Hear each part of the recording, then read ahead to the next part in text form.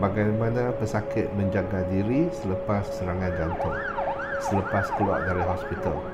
Nombor satu, yang paling penting ialah perlu makan ubat mengikut masa, dan kalau disyaki ada kesan sampingan kerana ubat, perlu bincang dengan doktor dulu sebelum tukar atau hentikan ubat.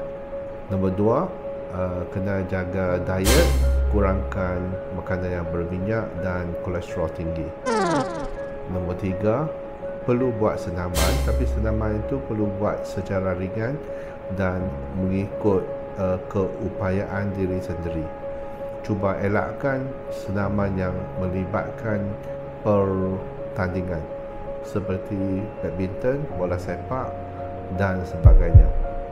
Sempena Hari Jantung Sedunia, diharap semua sihat-sihat saja dan mengelakkan sebab-sebab dan unsur-unsur yang boleh menyebabkan serangan sakit jantung.